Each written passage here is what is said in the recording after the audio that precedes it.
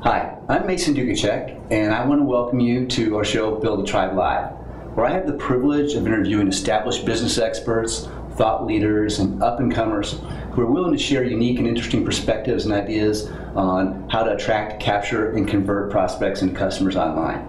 Today's guest is Adam Kreitman, who is an expert in Google AdWords and conversion optimization.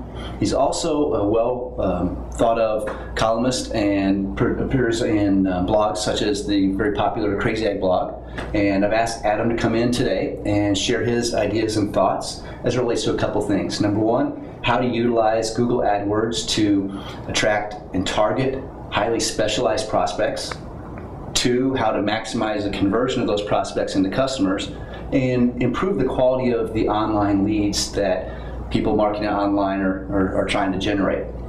Basically, the format's very simple. I usually ask 10 questions and maybe a few follow-ups that are related, but basically 10 questions. And before I dive into the 10 questions, what I'd like to do is just give you the opportunity to tell us a little bit about your background and what was it that led you to this area of interest.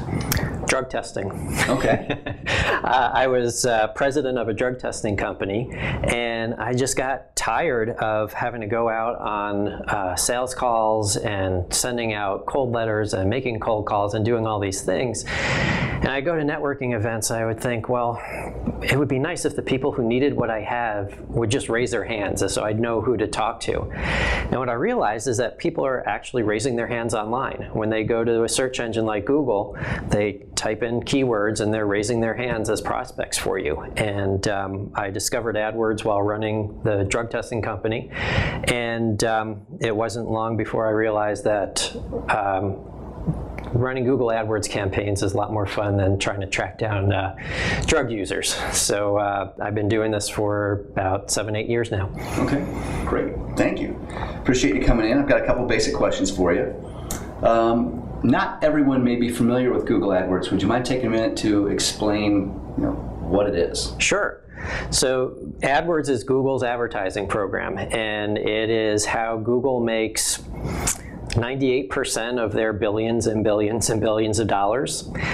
Even if you don't know what AdWords is, I'm sure you've run into the ads before.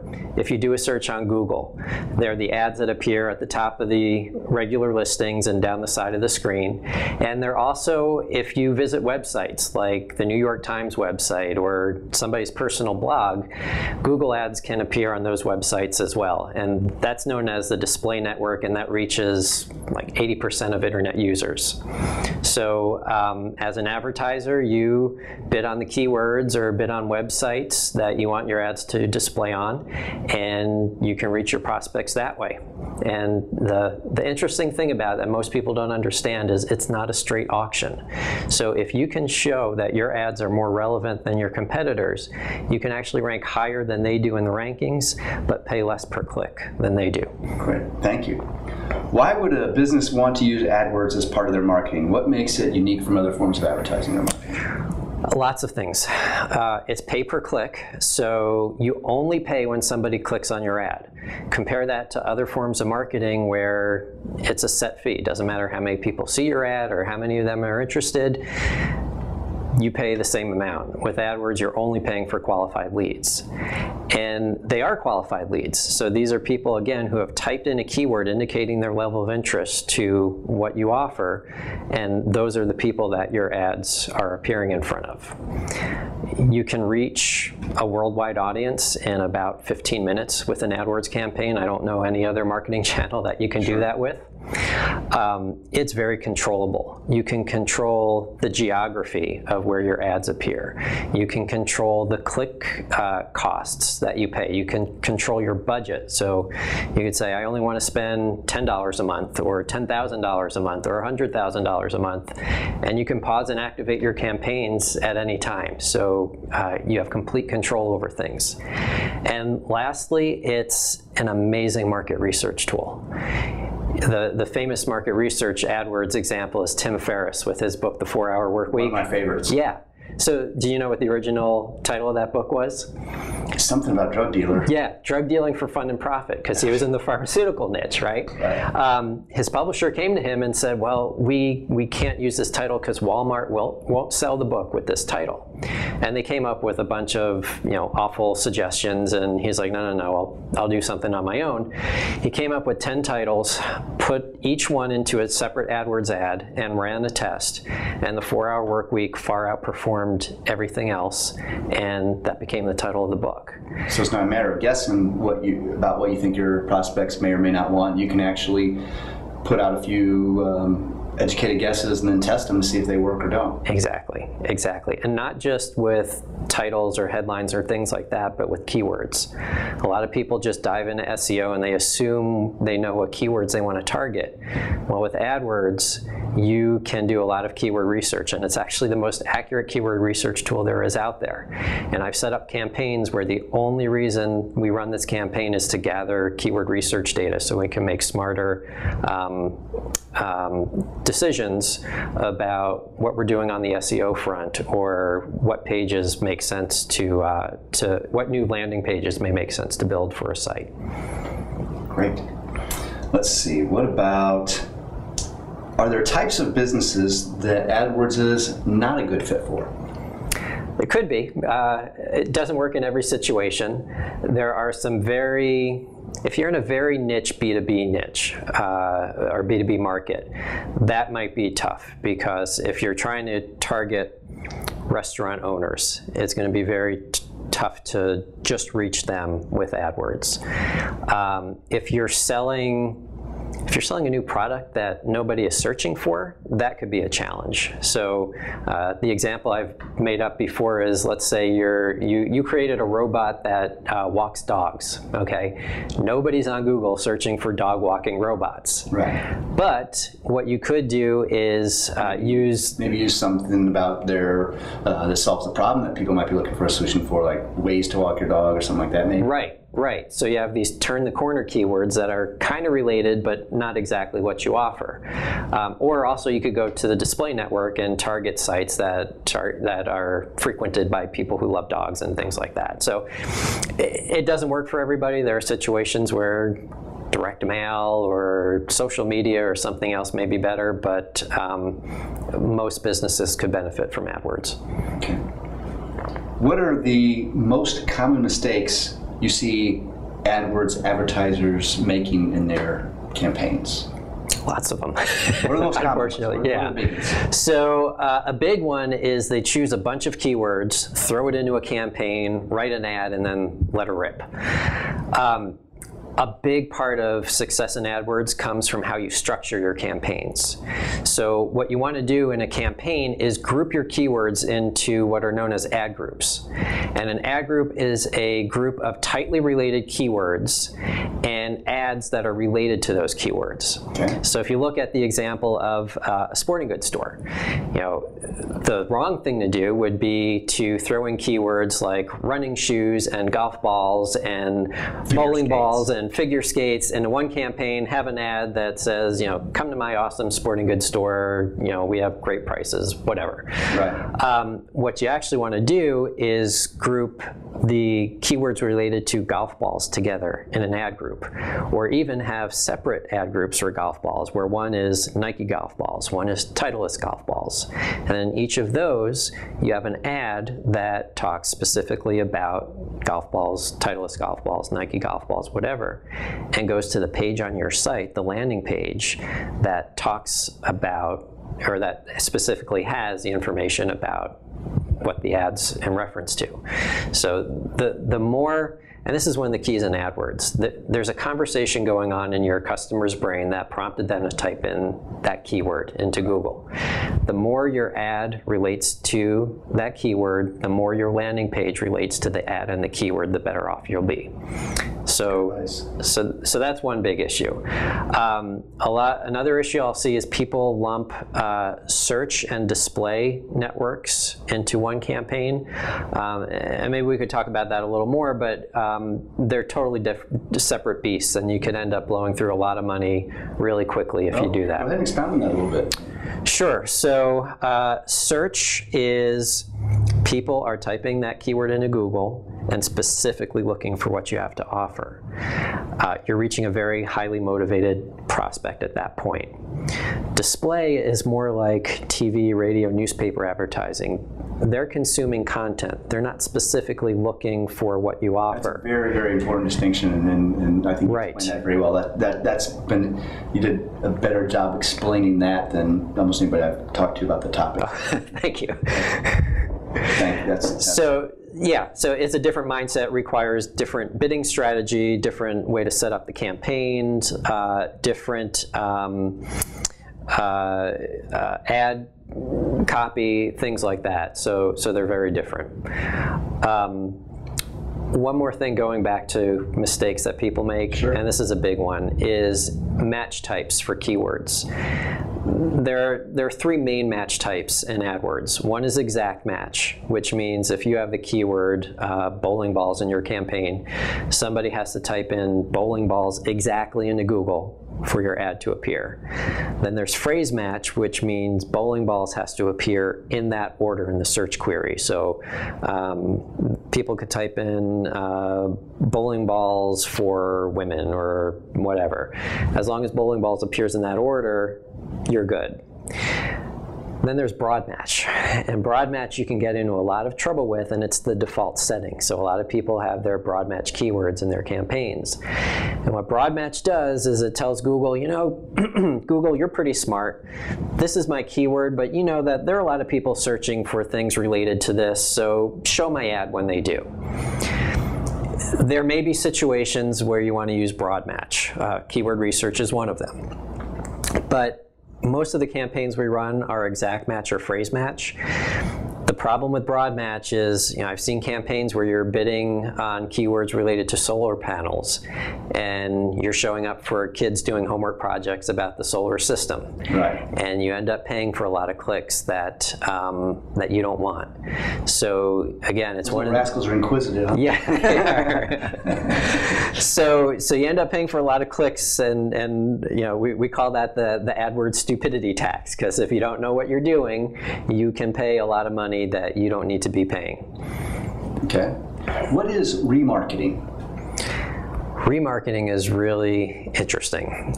Most people are probably familiar with it these days, because it seems every time you go to a website, you leave that site, and then every other site you go to has ads for that original site that you visited. Yes. So that's remarketing. Basically, somebody comes to your website, you put a cookie on their machine, and when they go to other websites, you can target them with ads. You can get very specific with remarketing. For example, let's say you run a site that sells digital cameras. You can say, I want to show ads promoting Canon digital bodies to people who went to the Canon pages on my site. You could say, you know what, I want to target people who bought Canon bodies from me, and a week or 2 weeks later, let's offer them a 10 or 25% discount for accessories for Canon cameras.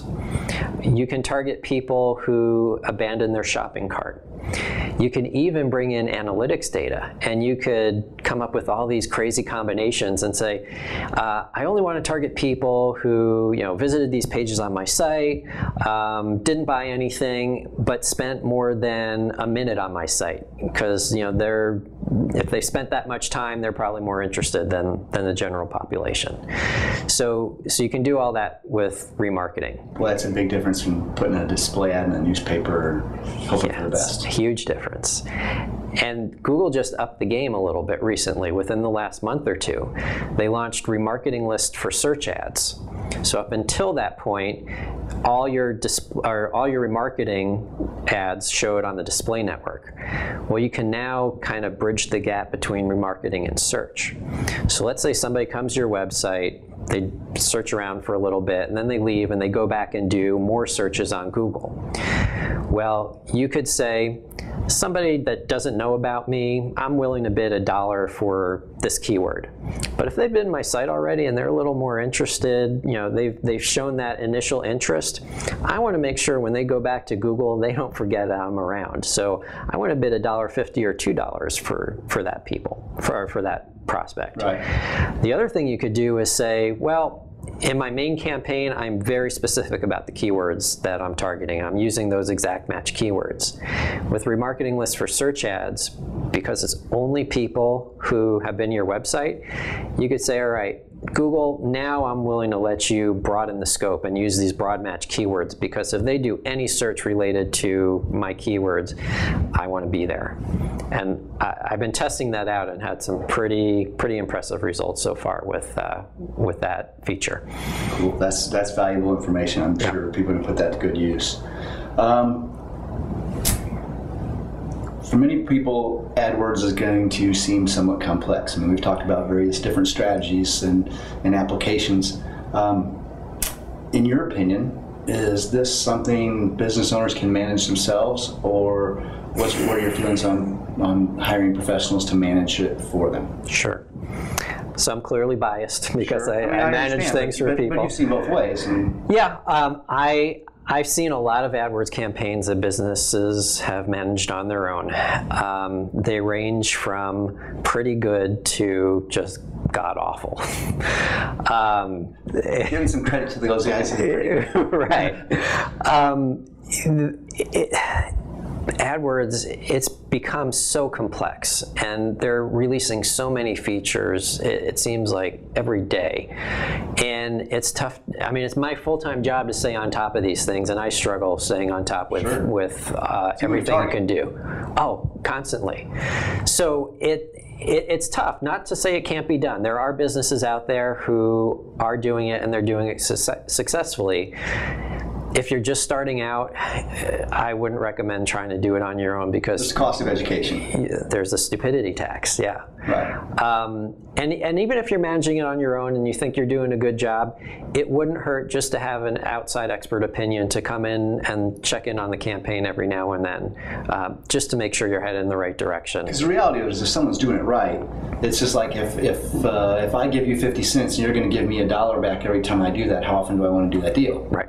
And if you're doing AdWords correctly, then basically it's just going to be a fraction. As a business owner, I'm only investing a fraction of the additional revenue that I'm going to get anyway, and I wouldn't have got that additional revenue if I didn't make the investment. So if you're working with the right type of consultant, then it makes sense. What are some of the questions a business owner should ask when evaluating a different consultant to work with and something like that? What questions should they ask, or what do they need to know if the person they're talking about? Because I've talked to business owners like, well, I know the neighbor kid down the street plays on the internet all the time, and he knows all about that stuff. So to that person, the kid down the street might be an expert because they know more than them. But obviously, we're folks in your caliber, the elite level in this area. Do you have some basic advice for people who are looking to get help? Some do's or don'ts, some questions they should ask to let them know if the person really does know what they're doing. Yes.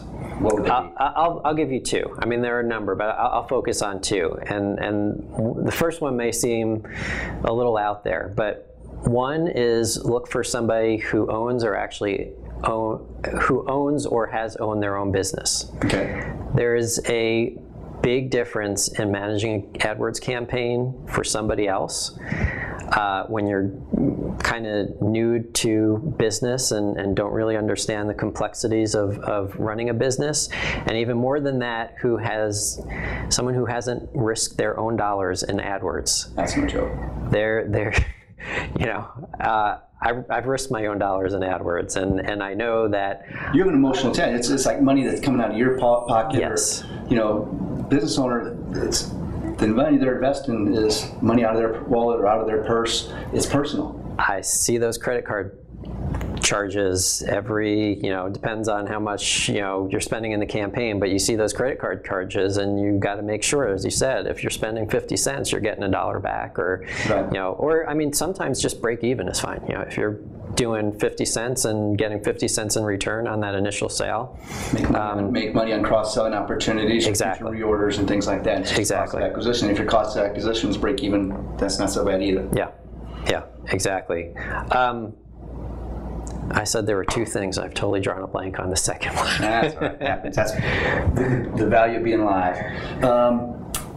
You've mentioned landing pages before. Can you talk about a little bit about them and why they're so important? Yeah, so traffic is great. We can get all the traffic you can ask for from AdWords, but if the landing page isn't converting, doesn't matter. If you're going to make that $1 on the 50 cents or whatever it is, it's not the AdWords ad that's going to do it, it's the landing page. So AdWords can get people to your doorstep, but your landing page has to welcome them in and get them to take that action you want them to take, whether it's make a purchase or download a white paper, or give you a call, or whatever it is you want them to do. I saw Adam do a presentation about a year ago, and I'm going to hit him with this question because I know that the answer is going to be valuable to anybody who's watching. Talk about evaluating conversion. Sure. So I wish I could take credit for this, but I have to give credit where credit is due. This came from two online marketers, Terry Dean and Glenn Livingston, and they came up with what they call the golden glove of conversion. And it's basically the 5 things that, if you look at high converting sites, they have most, if not all, of these. So the first one is a desperate problem. People are coming to your website not to find out how wonderful you are. They're going there because they either have a desperate problem they need to solve, or they have a desire that they need to fulfill. So the messaging of your website needs to start there with that problem or that desire. The second one is a unique promise. So how do you uniquely promise to solve that problem or fulfill that desire? Because if they come to your site and you're offering the same things everybody else is offering, they don't see anything new, they're gone. Right. Third is overwhelming proof, and this is why they should believe that your promise is legitimate, that you can fulfill on the promise that you lay out there. I'll add that a guarantee doesn't hurt there either. Exactly. A guarantee is a huge part of proof. Testimonials, video demos of your product in action, case studies. I mean, there are dozens of different ways you can do proof. Awards won, things like that. Fourth, and this is the big one, an irresistible offer. Sales and marketing comes down to the offer. I mean, can you convince people that their lives would be immeasurably better by taking advantage of their offer as opposed to ignoring it? And that really that's what it all comes down to. And then lastly is immediate action. So if you don't give people a reason to act now, most of them are going to leave and not come back. So do you have limited quantities available, or sale ends Friday, or things like that to get them to act now? And again, if you have those 5 things on your website and you do them well, you'll be just fine on the conversion side of the picture, of the equation. Excellent. I know you do consulting. If people wanted to know more, I know you can find Adam at wordsthatclick.com. Any other ways to reach you that you would prefer to be contacted? Best way is email. Adam@wordsthatclick.com is the best way to reach me. Okay, Twitter, Facebook? Yeah, I'm there. I don't spend much time there. All right, so there you have it. Email, website. Adam, thank you very, very much for coming in. If you're looking for additional ideas or help related to utilizing Google AdWords to get more targeted prospects or to appear on the first page of Google, because that's the nice thing about buying the ads is you can guarantee first page placement on Google right out of the gate if you do that. I could have you there in 5 minutes, Mason. Okay, so there you have it. If you're looking for ways to get on Google right away, to do market research, to improve the quality of your leads, Google AdWords may be a way to go. And there are quality folks out there like Adam who can provide you assistance in that area. If you're looking for ways to attract, capture, and convert more of your prospects and customers online, utilizing video marketing, social media marketing, those types of things, then feel free to check us out at buildatribe.com. Adam, thanks so much for coming in. Thanks for having me, Mason. And it was great. Our audience will love it. Thank you.